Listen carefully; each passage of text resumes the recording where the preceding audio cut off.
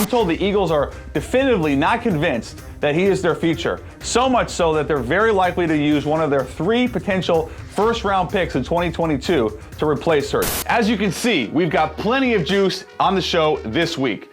I took a few lumps this Sunday, but still a prosperous 13-5 against the spread. I'm Jordan Schultz, and welcome to Take the Points, presented by Betfred Sports. Lots of winning plays for you ahead, along with one of the league's best backs in recent memory, Clinton Portis, dropping in. But first, let's run the table on this past weekend. After dismantling the Ravens in Week 7, the Bengals have improved to 5-2, not only tops in the AFC North, but the #1 seed in the AFC. Before the season started, Vegas had them at 6.5 on their over-under win total. That was better than only the Texans, Lions, and Jets. And Jamar Chase, 754 yards through 7 games, the most in NFL history. Let's move on to the Titans, who are 5-2 and have beaten Kansas City and Buffalo in consecutive weeks, the 2 teams in last year's AFC Championship. Derrick Henry, who last week cracked my top 5 MVP rankings, ran right through the Chiefs' Swiss cheese defense and also threw a touchdown pass, proving that running backs do have real value. Finally, sources tell me, starting with Seahawks All-Pro quarterback Russell Wilson. I'm told that the pin is coming out of his finger this week and that he's moving it at about 80 to 85% better than anticipated. That's great news considering Russell Wilson potentially could come back Week 10 against the Packers. Next up, Jalen Hurts. I'm told the Eagles are definitively not convinced that he is their future. So much so that they're very likely to use one of their 3 potential first-round picks in 2022 to replace Hurts. The big issue, I'm told, is the accuracy. He's not making down-the-field throws. They drafted Devontae Smith because of it, and now we're looking at a potential replacement for Hurts. All right, want to welcome in Clinton Portis on the drop-in right here. Clinton, great to have you on the show. Pro Bowl running back. I got to ask you, what was the most memorable game of your career? Man, you know, I think when I look back at my career, we had so many great memories, but the one that always stand out to me would be my rookie year. We played Arizona at the end of the season, and it was one of those games. Before we played the 4 o'clock game, the team that we needed to lose won, so we were already out of the playoffs. We had rookie night that Friday night, and I was still struggling that Sunday. And I think just having great vets. I had Shannon Sharp and Rod Smith. I was on my way to Coach Shanahan's office to tell him I couldn't play just due to the conditions for Friday night. And Shannon Sharp saved me. Sharp was like, "Nah, you can't do that. That's not just a business. Like, you got to show up. Despite what you do off the field, you got to be ready." But for me, it was like 18 carries for 220, I think, or 22 carries for 220. And it just felt like I was floating. It felt like I was on one of those magic carpets. And I always look at that game as one of those staples to say, this is probably what launched my career. I knew I could play under any condition and I could survive it after that game. So you were hungover for that game? Definitely hungover 2 days later. We had rookie night on Friday night. I was still hungover Sunday. I know you know your way around the casino. We like to talk about betting here on Take the Points. How prevalent was this when you were playing? Did guys talk about the spread at all, or not really? No, you weren't. Like, it wasn't. It was never talked about. Again, I think I retired in 2011. At that point, I really didn't know anything about it. I don't think I was introduced to it until like 2015, 2016. When I got tired of losing in blackjack, I said I needed something new. What do you like to bet on, Clinton? Is it mostly football or everything? You know what? I actually like baseball. I actually like baseball. I think MLB and taking the best pitcher, the best bullpen, best pitcher was always a thing until recently. This year they took the spin rate, with the spin rate and all that on the balls. I always love the pitchers. If you find the right pitcher that's not giving anything up, then that's the team that you normally take. Clinton, you and I talked yesterday before the show about your alleged involvement in defrauding the NFL retired players benefits program. I know this is something that you've dealt with for a long time, and I was curious if you could go into more detail about what's the latest and how are you feeling personally? Man, I feel good. I've always felt the same way. Like I wasn't involved, and I had a hung jury. And I had a hung jury, and it was going back to trial, and it was just one of those situations where it was best to get it behind me. It had been on my hanging over my head for 2 years, and I just think it's one of those situations, man. I'm glad to be passed, and for whatever it is, for whatever the punishment comes down to be, I'm willing to accept it. As a man. Rapid fire. You ready for some fun here? Let's go. Super Bowl winner. You know what? Tennessee, the way they dominated Buffalo, Yep. and then came back and finished that up with Kansas City, they would be one of the favorites because they haven't even gotten Julio involved. They haven't learned how to use Julio to the best of his ability, and A.J. Brown been hurt. So they're going to get better as the season goes on. Right now, they're dominating the best team. So their schedule is going to soften up, and I think guys just don't want no parts of that running back coming downhill. So they're getting out the way. So with Derrick Henry, Julio, A.J. Brown, early favorites, Tennessee got a chance. But I like Baltimore because I think they're going to get healthy as well. Baltimore, Buffalo, those teams that can play, that's going to put a defense on the field week in, week out. Okay, we're going super rapid now. Favorite running back today, Clinton? First thing that comes to your mind. I always say Dalvin Cook or Alvin Kamara. Even McCaffrey, but McCaffrey been banged up. So I would say Dalvin Cook. Who is the guy you would most fear as a running back today? Who do you not want to get tackled by? It's like you said, I wouldn't fear guys. You look at these guys now, everybody are hybrid. You don't have the Mo Lewis and Marvin Jones and Ray Lewis and London Fletcher, Takeo Spikes. You don't have those linebackers, the Patrick Willis, the guys that would knock your top off, the Navarro Bowmans. You don't have those guys in the NFL. Maybe it's a handful. I watched DeMario Davis last night. Yeah. Wreck shop. Like DeMario Davis, the way he was coming downhill, it looked like he could have played, some years ago against me and would have been in the business. But a lot of those guys are hybrids. I would have loved to look across from me to see a linebacker at 230, 240. Like, Instead I'd have gave him the business. Yeah, I'd have gave him the business. The LeVon Kirklands and Joy Porters. Like, I'm looking at them like, man, these dudes double my size. They're going to crush me. Team that you disliked the most when you were playing? Who did you really feel like, I hate this team? Might have been the Eagles. Everybody hates Eagles the was Eagles. Okay, last question, Clinton. Who is the greatest running back of all time? Barry Sanders. So I said Jim Brown and Barry Sanders. I never really got an opportunity to watch Jim Brown play. I don't think the competition was the same. Jim Brown was a grown man, and everybody else was like little boys. But when you look at Barry played in an era that you had some head busters. You had Greg Lord, and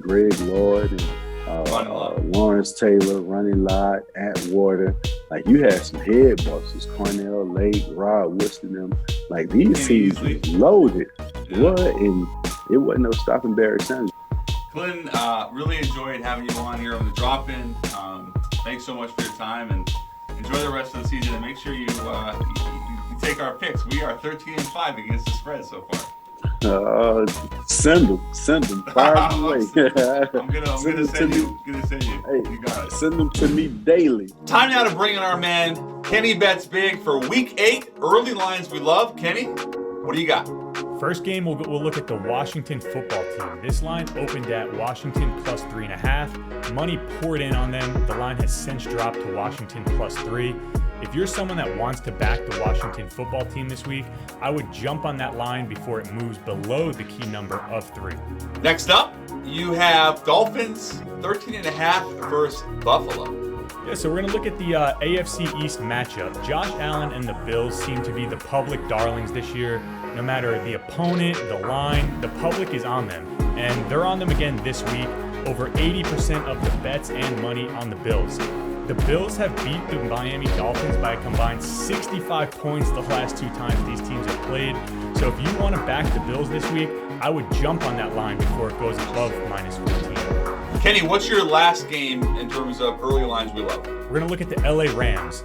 It seems like every week the spread in these Texan games are getting bigger and bigger.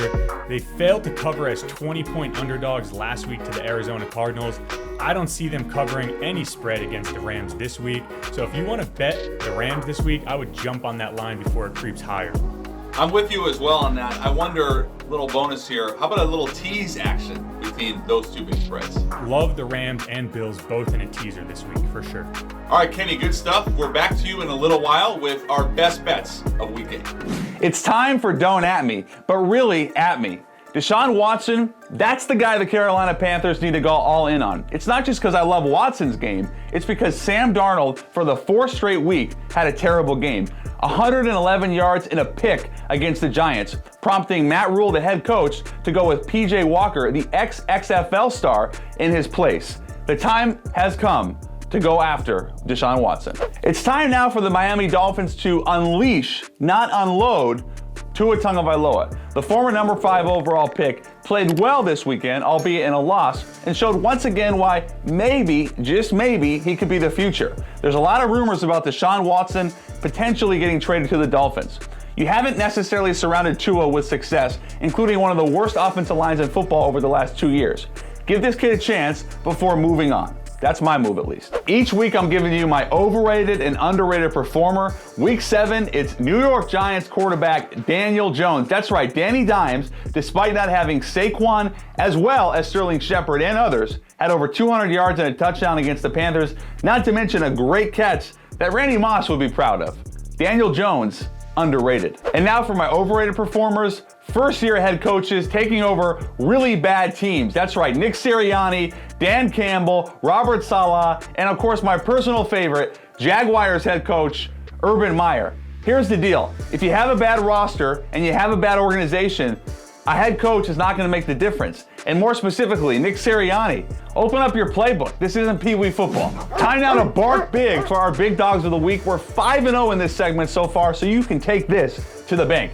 I like the winless Detroit Lions. I said it. 0-7 against the 2-5 visiting Eagles, getting 3. Expect a big game for Jared Goff. Remember, the Eagles secondary has been really bad this season. I like Detroit at home, winning outright at Ford Field. Kenny, a marginal week by your standards last week, 2-2, no problem. You are back week 8 with your best bets of the week. What do you got? So I told you last week they may be the best 2-4 team in the NFL. Well, now they're the best 3-4 team, and I'm backing them again.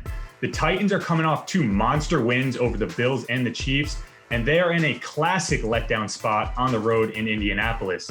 Don't fall victim to this trap line and back the Colts to cover at home. Next up. Next, I love the Steelers in this spot, coming off the bye week where they have won 5 straight games following their bye. They also have the revenge factor in play. A lot of people forget this Steelers team was 11-0 last year, and a lot of people had them to win the Super Bowl until they were bounced out in the first round by this Browns team. With the Browns going through it with the injury bug right now, give me the Steelers plus 3.5. Yeah, I think Big Ben's a legitimate MVP candidate. What do you got next, Kenny? So I know the public is going to be all over this one. Bucks playing lights out football, coming off a 35-point win.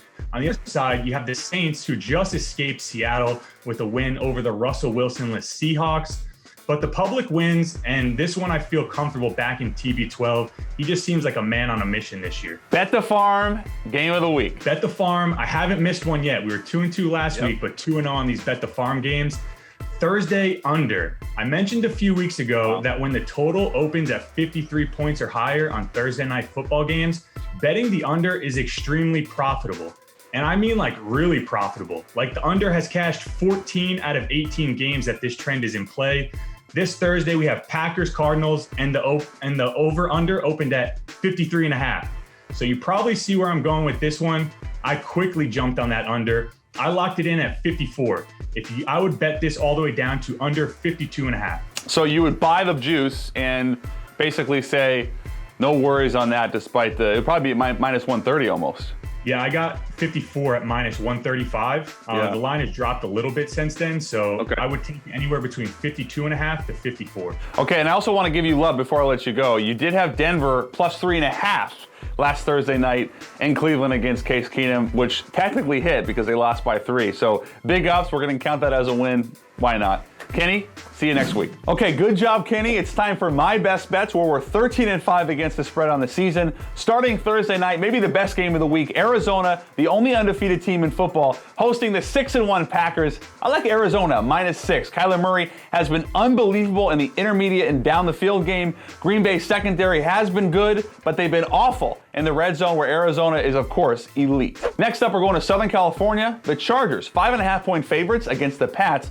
who hung 54 on the Jets. Now, the last time we had the Chargers, we actually bet against them in Baltimore. Now they're coming off a bye. They're feeling, I think, a little bit better. Justin Herbert is going to explode in this game. New England secondary has been suspect at best, and I think Mac Jones is in for a real issue against Derwin James and Joey Bosa. The Indianapolis Colts +1 against the Titans. This is a trap game. The Titans have had 2 explosive wins against the Bills and Chiefs. Kenny and I are on the same page with this. Carson Wentz has quietly put together 2 really good games, and they're running the ball at a big-time level with Jonathan Taylor. I like Indianapolis +1 to win this game actually outright at home. Time now for my Bet the Farm game of the week, the game I love the most. Your guarantee skull. I like Minnesota getting 2.5 against the visiting 5-1 Cowboys, who've won 5 straight, coming off a bye. A little rusty for them. Minnesota, meanwhile, Dalvin Cook's healthy. Kirk Cousins has been good. And of course, Justin Jefferson has been great as always. I like Minnesota to win this game outright against the Cowboys.